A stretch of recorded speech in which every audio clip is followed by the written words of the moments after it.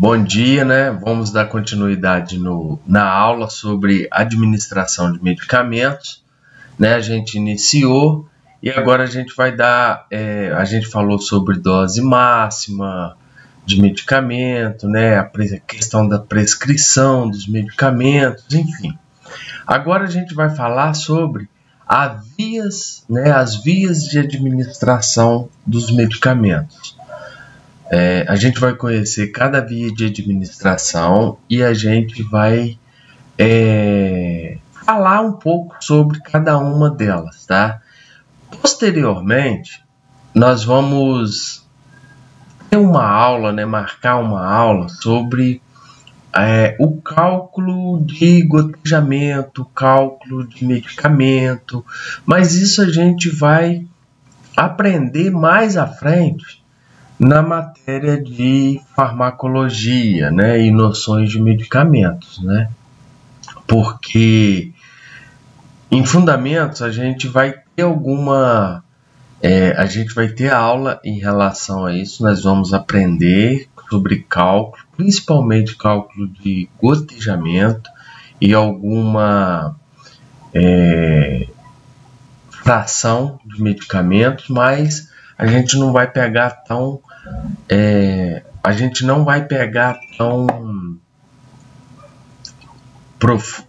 a fundo, né? Por quê? Porque tem a aula de farmacologia. Nós temos a aula de farmacologia que nos ampara e nos detalha mais em relação a esse conteúdo, tá? Então, a gente vai iniciar falando sobre as vias de administração de medicamentos, as vias parenteral. Quais são as vias parenterais? É a via endovenosa, a intramuscular, a intradérmica, a subcutânea e a intrarraquídea, né? Na coluna, né? Na medula. E nós temos aqui o exemplo, né, e o modelo de algumas seringas que são utilizados para administrar esse medicamento, inocular esse medicamento, seja em qual via for, seja endovenosa, subcutânea, intramuscular, e os tipos de agulha, né? A gente também vai ver o tamanho das agulhas, os tipos de agulha. Tem agulhas, né, para administração de medicamentos intramuscular, tem tamanho para intradérmica, tamanho para intravenosa, também nós temos tamanho para a subcutânea, enfim, então aqui a gente vai aprender e conhecer uma seringa. Aquela parte de dentro da seringa que tem aquela borrachinha preta, nós denominamos aquela parte da seringa de êmbolo, tá? Vai ter o êmbolo. O êmbolo, ele fica dentro do corpo da seringa, né? O corpo da seringa é aquela parte de fora que tem aquela numeração e vem marcando o ml, e é também denominado de cilindro, né? Nós temos a agulha, né? A agulha que tem vários tamanhos, e nós temos o fundo da agulha. E falando ainda sobre o corpo da seringa, nós temos, né, aquele biquinho, né, aquela pontinha onde a gente encaixa a agulha, aquilo a gente chama de bico da seringa, né? E tem seringa de vários tamanhos, tá? Tem seringa de 1 ml, tem seringa de 5 ml, tem seringa de 3 ml, tem seringa de 10 ml e tem seringa de 20 ml, tá? A gente vai conhecer um por um na prática, né? Nós teremos aula prática em relação a isso, por mais que tenha o decreto aí, né, para poder mantermos o isolamento, o distanciamento social, a gente vai ter a aula prática, tá? Que vocês irão sair aprendendo, pegar numa seringa, aprendendo a manusear, conhecer, né, aquele conjunto, né, que compõe a seringa, enfim, tá? Então a via parenteral ela é utilizada quando se deseja uma ação mais imediata ou da droga, né, uma ação mais imediata da droga, ou quando outras vias não estão indicadas, tá?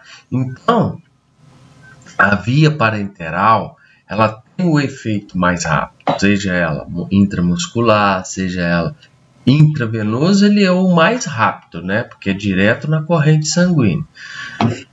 Então, quando tem um desejo de uma ação, né? Espera-se uma ação mais rápida do medicamento, a gente utiliza, né, a via parenteral. E dentro da via parenteral nós temos as vias endovenosa, né, ou intravenosa, EV ou IV, endovenosa. Quando a gente abreviar, né, ou o profissional médico faz a prescrição do medicamento e coloca lá na frente EV ou IV, significa endovenosa ou intravenosa, tá? A administração endovenosa ou intravenosa é introduzindo-se o medicamento diretamente por uma veia na corrente sanguínea. Em geral, recorre à veia basílica, ou seja, aquela mais comum, onde a gente toma a injeção na veia, onde eles tiram a coleta do sangue, né? A gente recorre mais essa veia, né? É a veia basílica, que está na prega do cotovelo, tá? Por ser superficial, facilmente localizável, tá? E está em ligação com outras grandes veias do braço. As quantidades variam de 1 a 1000 ml ou mais. Tá? A infusão de grandes quantidades aquosas chama-se venóclise. Tá? A gente vai começar a utilizar esses termos, tá, pessoal?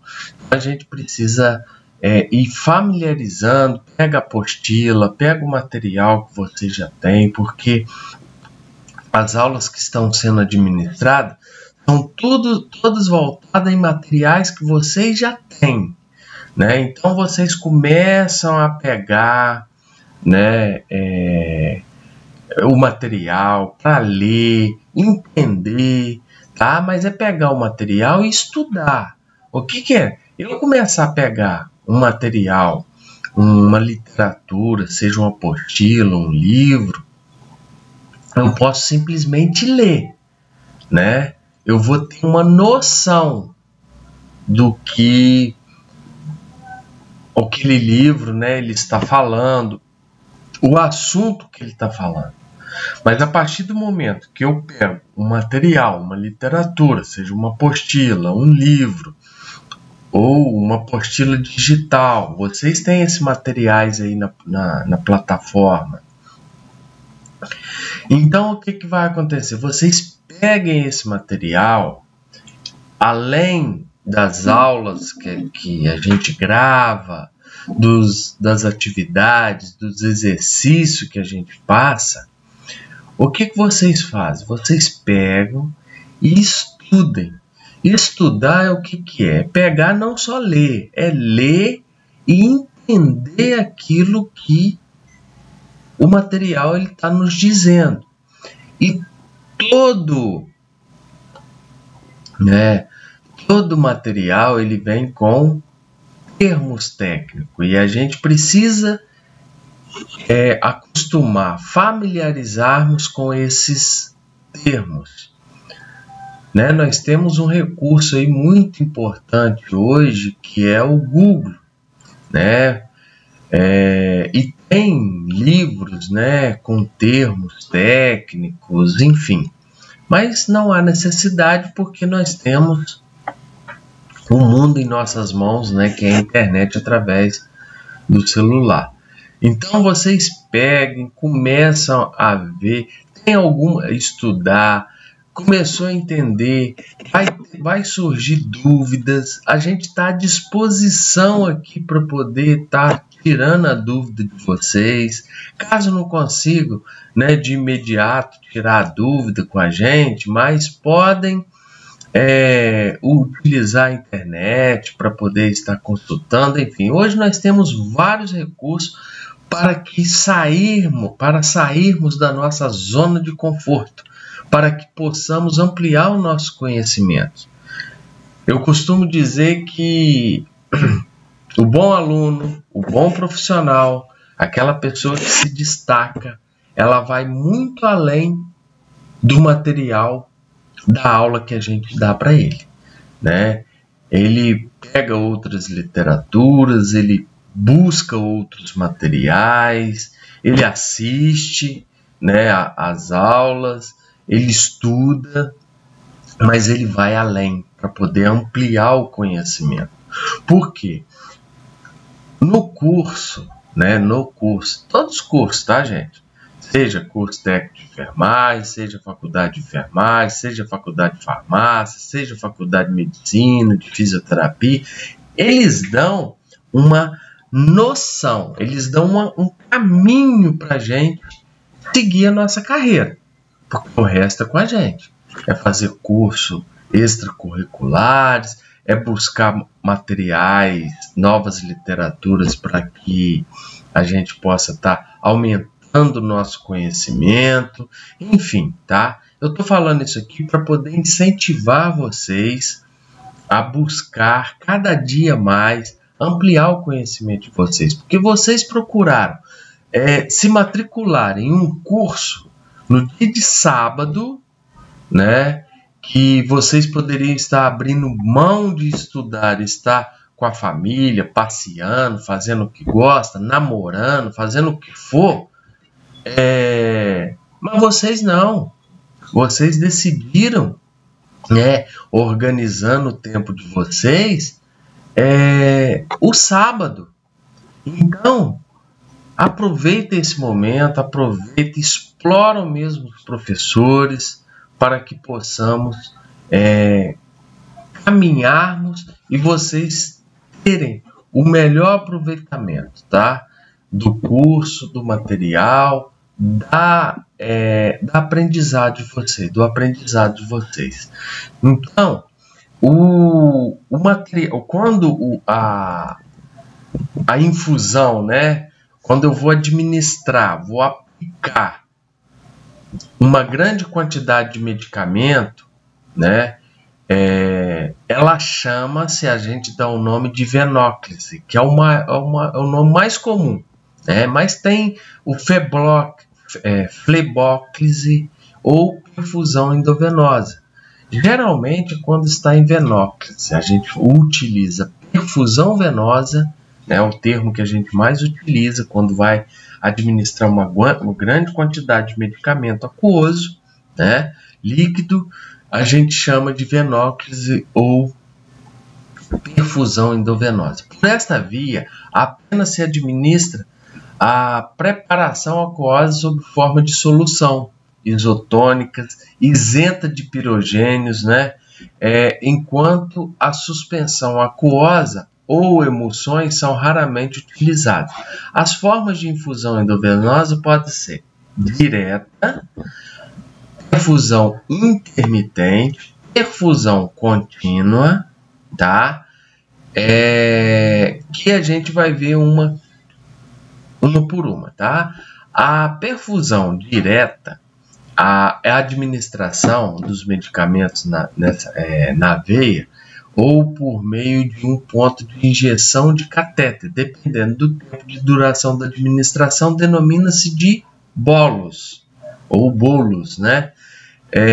Se durar menos de 1 minuto, endovenoso, lenta, se durar de 3 a 10 minutos, tá? Menos de 3 minutos, tá? E endovenoso. E se durar de 3 a 10 minutos, tá? A perfusão intermitente caracteriza-se pela administração de medicamentos injetáveis já diluídos por meio de sistema de perfusão. Usa-se para volumes entre 50 e 100 ml em velocidade de 120 a 210 ml por hora. Então, são medicamentos utilizados, diluídos, que eles a gente coloca ele diluído geralmente em 100 ml, tá? 50 a 100 ml. A gente dilui e deixa correr ali numa velocidade de 120 a 210 ml por hora, tá? E a gente vai saber, né? A gente vai aprender a estar realizando o cálculo desses medicamentos, né? E tem a perfusão contínua, que caracteriza pela administração de medicamentos por meio de sistema de perfusão regulados por bomba de infusoras para grandes volumes em velocidades variáveis, né? Então, isso vai depender da quantidade, vai depender do estado geral do paciente, tá? Vai depender do quadro clínico desse cliente, tá? A perfusão contínua geralmente é utiliza-se muito em clientes que estão em tratamento intensivo, tá? Então, essa classificação de perfusão, né, de administração de medicamento, isso vai depender de cada quadro de cada cliente, tá? E complicações com acesso venoso periférico puncionado. Quais são as complicações? Né? Aquele acesso que tem o acesso venoso que está no braço, no membro superior, né? Nos membros superiores. O que a gente vai classificar? Né? Quais são as complicações que isso pode trazer para a gente, pode trazer para o cliente que está ali sob os cuidados? Pode ter flebite e tromboflebite. O que é isso? A flebite é um processo inflamatório das veias, né? Porque a veia ali está com catéter, né? Hoje quase que a gente não utiliza mais o catéter rígido, né? De inox, que era os scalps, mas antigamente utilizava-se só os scalps. Hoje tem os gelcos, né? Que são catéter que diminui, né, o risco de rejeição e diminui o risco de desenvolver um processo inflamatório, mas a veia, o nosso organismo, ele reconhece aquele catéter, né, aquele gelco, aquele abocate ali, se ficar muito tempo com acesso, o que vai acontecer? Ele reconhece como um corpo estranho e entra num processo inflamatório, né? Com a apresentação de sinais de dor, calor e rubor, que são os sinais clássicos das inflamações, tá? A veia inflamada, ela torna-se palpável, dando sensação de um cordão endurecido, ou seja, ela fica rígida, a gente consegue apalpá-la e acha que tem um catéter ali dentro, né? E a tromboflebite, que é o que é? A inflamação de um vaso sanguíneo, só que ele vai causar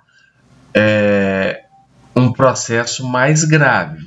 Além de causar o processo inflamatório, que é a flebite, o que vai formar? Vai formar junto a formação de um trombo, tá? Causado pela presença do trombo, né? Que é a tromboflebite. Então, gente, além de causar uma inflamação da veia, né, do vaso sanguíneo, ainda vai ter a formação de um trombo, tá? Que é mais perigoso, tá? E tem também as veias esclerosadas. O que são as veias esclerosadas? Esse termo é comum, né, a gente utilizar em pessoas que não pensam direito, né, que estão começando a esquecer que a gente fala sobre esclerose. Veia com paredes espessas, endurecidas, né? Não chegou a ter o processo inflamatório, mas ela começa a ter as veias, né, mais endurecidas, né, para poder estar que é um quadro mais de complicação da administração de medicamento endovenoso. Tem o material, né, tem a bandeja que a gente precisa utilizar, a gente vai organizar e vai fazer a juntada do material, tá? Que esse material é a bandeja ou a cuba-rim, tá? Seringa e agulha, os scalpes e dispositivos, né, teflonados, né, adequados ao calibre da veia, algodão. Aí a gente utiliza, né, esses teflonados ou o gelco, né, ou o abocate. Eu vou pegar o álcool 70, para poder fazer a asepsia, antisepsia. O garrote, eu vou precisar de um garrote, né? Tem garrote aí com dispositivo, né? Com trava, mas a gente utiliza mais o garrote de borrachinha mesmo, para apertar, para dar beliscão, né? Enfim, né? A gente precisa do medicamento, né, para poder fazer a juntada. A gente precisa de luva de procedimento para poder estar realizando o procedimento, tá? Eu vou falar aqui algumas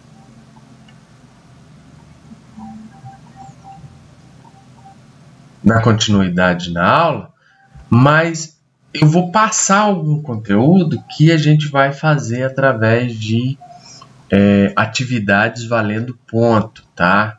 E essas atividades valendo ponto, a gente vai exigir mais, assim, a entrega na plataforma, a entrega no dia pré-estabelecido, tá? Para que a gente possa estar dando continuidade e você estudando mais, tá? Então, tem um procedimento de enfermagem. Quais são esses procedimentos? Eu preciso, né, observar o protocolo de preparo de medicação e administração de medicamento. Eu preciso saber como que faz, como o protocolo nada mais, nada menos que um ritual para eu seguir. São normas, são regras para eu seguir, né? Aquilo que a gente fala desde o início, que antes e após qualquer procedimento a gente deve fazer o quê? A lavagem das mãos, fazer a antisepsia da pele do cliente, né? Observar a veia a ser puncionada, tá? Eu vou garrotear. Esse garroteamento, geralmente a gente faz de 20 centímetros acima do local aonde a gente vai fazer a punção, tá? Solicitar que o cliente abra e feche a mão, porque isso vai facilitar o quê? Ao aparecimento da veia, né? Para ela, às vezes, veia, na maioria das vezes, a gente não vê, a gente apalpa, a gente sente. Então, com o cliente ele fechando e abrindo a mão, o que acontece? Vai estimular a contração muscular e ela vai a veia ela vai ficar mais cheia, né? Porque a musculatura ela está ajudando a comprimir essa veia, então ela vai ficar mais dura e fácil de apalpar, tá? Introduzir a agulha no tecido com o bisel voltado voltado para cima no caso de medicamento endovenoso. Então, quando eu vou realizar, né, a administração de um medicamento intravenoso, eu vou pegar o êmbolo, eu vou pegar ali a seringa pelo corpo, né, e vou colocar o bisel voltado para cima, tá? O bisel é aquela ponta da agulha, onde ela é cortada ali, né? Eu vou colocar ela para cima para poder estar fazendo a punção, tá? Injetar o conteúdo, aí depois que eu fizer a introdução da agulha, eu vou soltar o garrote, né? Injetar o conteúdo lentamente, né? Retirar a agulha comprimindo o local de punção, não é esfregando, é comprimir. Eu vou tirar a agulha e vou pressionar ali com o quê? Com algodão, tá? Desprezar a seringa juntamente da agulha em recipiente próprio, né? Geralmente aqueles coletores de pérfuro cortantes, né?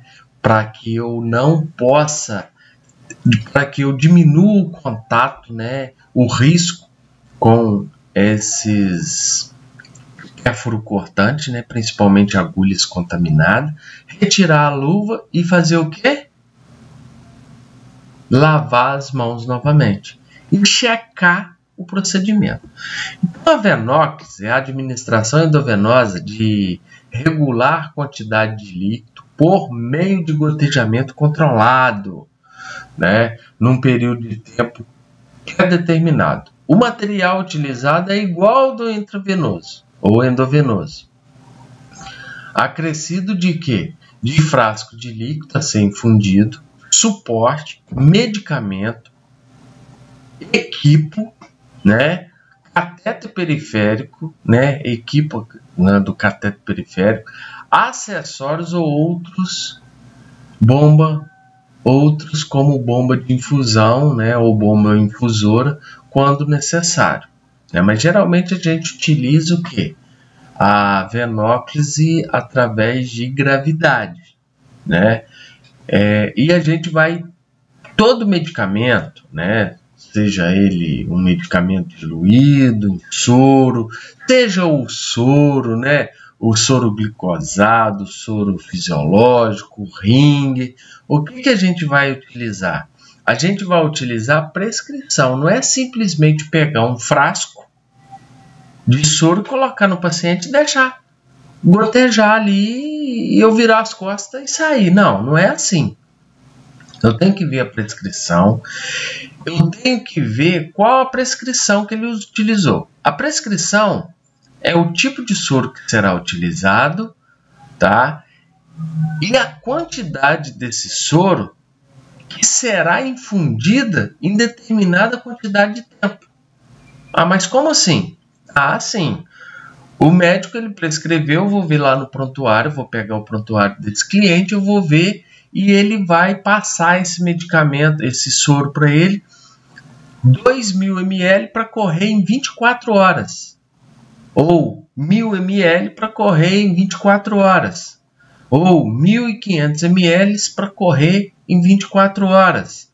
Ou em 12 horas, ou em 8 horas. Isso aí vai depender da prescrição do medicamento, tá? Então eu vou ver a quantidade de volume, né, 2.000 ml. São 4 frascos de soro de 500 ml que eu vou ter que utilizar esse soro dentro de 24 horas. Como que eu faço isso? Cálculo de gotejamento que a gente vai aprender como realiza, tá bom, pessoal? Eu vou passar a atividade para vocês, para esse vídeo, também para essa aula não ficar muito extensa, muito grande, né? Eu vou passar uma atividade para vocês, hoje eu vou passar mesmo, tá? Para que possamos estar fazendo essa atividade de fixação, tá bom, pessoal? Um abraço no coração de cada um de vocês. E na próxima aula, acho que será, eu não sei se vai ser feriado, tá? Se for feriado, eu vou estar consultando a direção do colégio, né, do IP, e se não for feriado, a gente marca para poder estar entregando na próxima semana. Se for, vai ser na semana subsequente, tá bom, pessoal? Um beijo no coração de cada um de vocês.